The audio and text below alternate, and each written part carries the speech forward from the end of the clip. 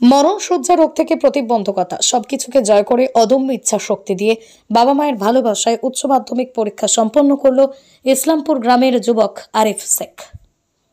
পরিবার সূত্রে জানা যায় 6 বছর আগে আরিফ শেখ বিরল রোগে আক্রান্ত হয়। হঠাৎই তার দুটো পা অচল হয়ে যায়, বেশ কিছু শরীরের অংশই অক্ষম হয়ে যায়।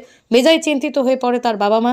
একাধিক হাসপাতালে ঘুরে কলকাতা সহ ব্যাঙ্গালোরের হাসপাতালে চিকিৎসা চলে আরিফের।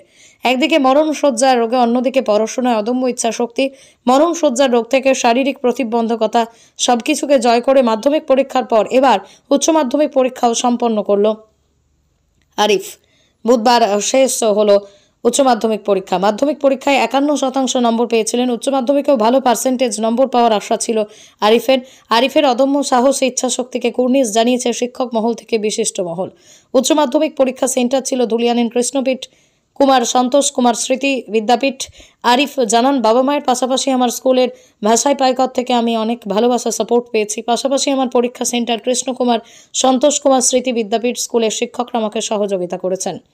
আরিফের এই ইচ্ছাশক্তি দেশবাসীকে নতুন একটা বার্তা দিল, পাশাপাশি ছাত্রছাত্রীদের পড়াশোনায় আরো ব্যাপকভাবে উদ্বুদ্ধ করবে। আমরা গর্বিত এবং এডুকেশন ফর মিশন এটাকে সামনে রেখে যেভাবে মোহাম্মদ আরিফ শারীরিক প্রতিবন্ধকতাকে জয় করে মানসিক দৃঢ়তাকে সঙ্গে করে এই যে পরীক্ষাটা দিল, তার জন্য অনেক শুভেচ্ছা আমাদের স্কুল কর্তৃপক্ষ তরফ থেকে।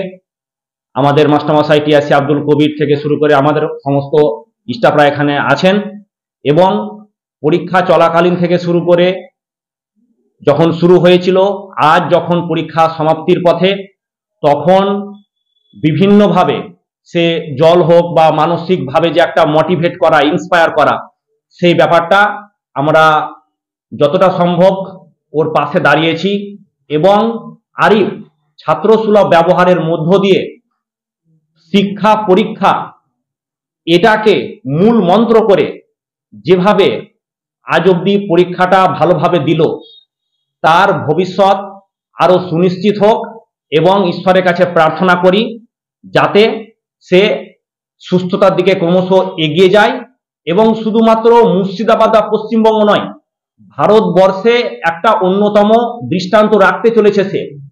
আমরা বিগত দিনে হেলেন কেলার শুনেছি, আরো অন্যান্য প্রতিভাবান ব্যক্তিদেরকে তাদের যে জীবন সংগ্রামটা এগিয়ে নিয়ে গেছে সেটা শুনেছি।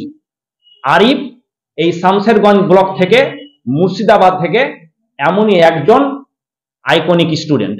তার জন্য অনেক শুভেচ্ছা এবং এই বার্তা দেব যে ছাত্রানাং অধ্যয়নং তপ, সেই অধ্যয়ন পড়াশোনাটা সার্বিকভাবে চালিয়ে যেতে হবে, তাতে শারীরিক বা মানসিক প্রতিবন্ধকতা কখনো প্রতিবন্ধক হয়ে দাঁড়ায় না।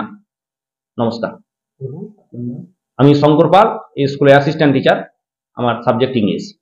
মোহাম্মদ আরিফ মানে বিশেষ চাহিদা সম্পন্ন শিশু। এখন শুনলাম আপনাদের কাছ থেকে যে ক্যান্সারও আক্রান্ত। এইরকম আক্রান্ত বিশেষ চাহিদা সম্পন্ন, প্রতিবন্ধকতা সম্পন্ন একজন শিক্ষার্থী লড়াই করে মানসিক শক্তি নিয়ে পরীক্ষা দেওয়ার জন্য আমরা আমাদের সেন্টারে আমরা সকলেই গর্বিত এবং আজকের যুব সমাজের কাছে, ছাত্রদের কাছে সবাই অনুপ্রেরণার যোগ্য যে একজন প্রতিবন্ধকতা সত্ত্বেও যদি লেখাপড়া করতে পারে, তাহলে যাদের প্রতিবন্ধকতা নেই তারাও আরো ভালো রেজাল্ট করবে, পড়াশোনা করবে, করা উচিত। এই মেসেজটাই আমি। পরীক্ষা তো পড়াশোনা তো চালাতেই হবে, না তো বন্ধ করা যাবে না, যাই হোক সেটা। তো পরীক্ষা দিলাম, যে কষ্ট করে হলেও পরীক্ষাটা ভালোই হলো মোটামুটি। তো দেখা যাক কি হচ্ছে। এই যে একটা বড় রোগে আক্রান্ত তুমি, তা সত্ত্বেও তুমি পরীক্ষা দিলে, ভারতবাসীর জন্য একটা অনুপ্রেরণা হয়ে দাঁড়িয়েছে। কি বলবে তুমি সমাজকে? পড়াশোনা কখনোই বন্ধ করা যায় না, সে যেই অবস্থায় হোক না কেন। পড়াশোনাটা মানুষের সবচাইতে গুরুত্বপূর্ণ জিনিস, যেটা ছাত্রদের পক্ষে, সবার পক্ষেই। তাই মাধ্যমিকও দিয়েছিলাম এই অবস্থায়, আবার এইচএসে দিলাম। তো প্রথম দিকে শরীরটা আমার খারাপ ছিল, এখন শরীরটা অবশ্য ভালোই আছে। তো ভালোই লাগলো পরীক্ষা দিতে। জানতে পেরেছিলে রোগ হয়েছে আজ থেকে পাঁচ বছর আগে। হ্যাঁ, 5 থেকে 6 বছর আগে। এখন কি অবস্থায় রয়েছে? এখনো, আগে তো পুরো শরীরটাই ড্যামেজ ছিল, এখন অনেকটা ঠিক হয়েছে। তবুও হাঁটা চলা করতে গেলে মানে সাপোর্ট নিয়ে করতে হয়, বা দুজন সাপোর্টে থাকে। এই যে তুমি আক্রান্ত পরেও, রোগে আক্রান্ত পরেও যে এতটা অনুপ্রেরণা পাচ্ছ, বাবা মার যে অনুপ্রেরণা বা কার অনুপ্রেরণা এতটা কি? এটা আমি কর্তব্য হিসাবে আমি পালন করছি বাড়ি থেকে, কি যেমন সব ছেলেদেরকে পড়াশোনা করতে হবে, পড়াশোনা করার পর সে কাজে লাগতে হবে, সে মানুষের মতো হয়ে উঠতে হবে।